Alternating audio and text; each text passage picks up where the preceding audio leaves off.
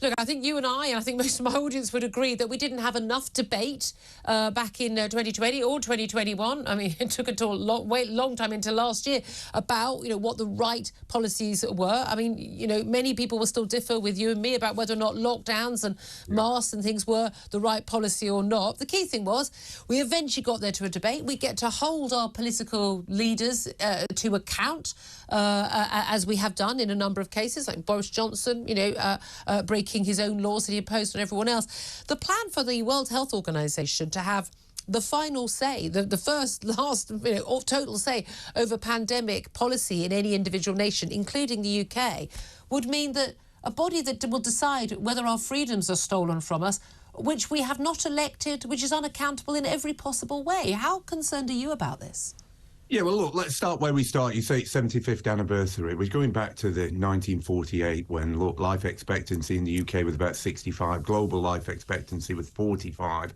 There's been huge areas where there's been gain throughout that, whether it's vaccine programs, whether it's essential medicines list. But I think what's happened in the last decade is a growing commercial influence. And with that, you've got people like the Bill Gates of the world who want to be more overseeing of the messaging. And I think when you said about where the contention was here in the pandemic is, are we able to make our own judgments about our own risk? Or do we need governments and the World Health Organization to come in and tell us what we need to do? I think there's been a clear message throughout this pandemic. Actually, we need to put power back into the people to make their own decisions. And because of that authoritarian approach, all of those that bought into that have had a pretty poor pandemic, if you ask me. Now, you're right. This WHO treaty is another move to authoritarianism, backed up by commercialism. And I actually think, again, it's a retrograde step, because what we should be talking about is where do we now get the next 75 years of health gains as opposed to more authoritarian. Well, this is the thing. I mean, this One Health approach, basically a treaty which should put emergency decision-making power placed in the hands of a single person, the World Health Organization Director General, current Dr. Tedros, who got so many things wrong and basically got elected to that job. But, he's a two-bit, former health minister in a two-bit African country, backed by communist leadership of China when he went for election. I mean, come on, this is not the person I want to have a say over what my country does in the event of a pandemic. But we also need to talk about the funding of this organisation, because I think most of us previously thought, these are it's either national governments funding it, it's all made, these decisions are made, for the world's good, and some charities, and there were people like Bill Gates and his Bill and Melinda Gates Foundation, which until my cynicism finally overtook my goodwill towards people spending their money, their billions to do good, to vaccinate children against terrible killer diseases. This is what I thought Bill Gates was doing. Brilliant work, I thought. But it turns out a lot of the World Health Organization funding comes with a lot of strings attached. It's corporations, it's big charitable foundations who specify very specifically what their money should be spent on, including what drugs are bought. A lot of people are making a lot of money out of a lot of this. It's not just doing good. They're making huge amounts of money in terms of how that money is then spent on particular drugs, often in very poor third world countries. This is, some people have calling this new. This is basically sort of a rather dodgy cartel, not a body for good. So I think you're making a lot of points there, Julia, which are on the right frame. First is the funding of the organisation comes with strings attached, even at the political level, where Margaret Chan was the leader from China, was given lots of money. So we give you lots of money, we'd like to be Director General, if you don't mind. Yeah. So I think number one is I would be thinking about a global funding that just says there's a fair funding stream that removes the commercialisation, removes the politicisation. And if you've got commercial money, you are conflicted and you're going to make bad decisions.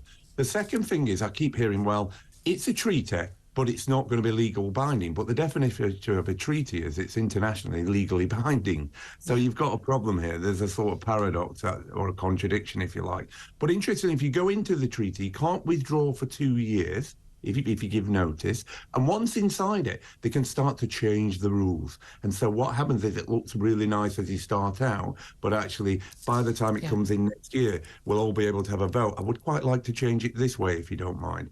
I am deeply concerned about now the over-commercialisation of healthcare, where there's a significant amount of money to be made at any one time that doesn't focus on the healthcare of individuals and populations. And indeed, what happens in a pandemic should be down to individual governments in terms of advice. And again, we would, I think, hope that there would be rather more debate if there were, when there is another pandemic. But this, we saw the World Health Organization be hugely politicised during COVID, changing its stance. I mean, what Sweden did, as you and I well know, was actually following not just World Health Organization pandemic planning, but also what Britain's pandemic planning was until mid-March 2020. They weren't the weird, strange, risky experiment. The lockdowns were the weird, strange, risky experiment. They simply followed pre-pandemic planning. But, turn of a sixpence, World Health Organization changed their view. They have their investigation into the origins of COVID, clearly influenced by the Chinese President Xi Jinping and their urge for it not to be linked with a lab in Wuhan. There are just so many big question marks. The idea that any national government, let alone our national government, should be thinking for a nanosecond that it's appropriate to hand over any democratic powers in this country to that body. We just voted for Brexit a few years ago to get powers back from the EU. I am absolutely flabbergasted that anyone is thinking about this. But the worry is people aren't talking about this. This is not anything you will see on the BBC. No one's debating this on Sky News or on ITV. Most newspapers aren't covering this. But this is about our lives, our livelihoods and our liberties. And they're about to be handed over to, frankly, what is a dodgy organisation and we will have no powers over it. There are two things. One is, I think the inquiry has to get to this, the big flip-flop, I call it. How did we go into this pandemic with all of these positions very clear, like we're not going to close schools, masks don't work in the community, lockdowns don't work, and then within about 2 to 3 weeks, everything flip-flopped. Yeah. And the evidence didn't change. That's where the fear factor comes in. My only concern, though, Julie, is what you're saying about the WHO is the alternative is to hand it back to a Coronavirus Act, which is to give it to 3 or 4 people like Matt Hancock, Boris Johnson and Michael Gove, and with 6 people who say, look, let's just do this tomorrow, rule of 6. Yeah. So I actually think we should be looking more clearer now at a structure that prevents the Coronavirus Act and say, under extreme pressure, how do we make better decisions? What did countries like Sweden do that prevented them from flip-flopping and sending us all into these catastrophic lockdowns? Yeah, absolutely. Well, look, you know how I feel about your defence of our freedoms and our health over the last few years. Thank you so much, Carl Heneghan. Great to speak to you, Professor of Evidence-Based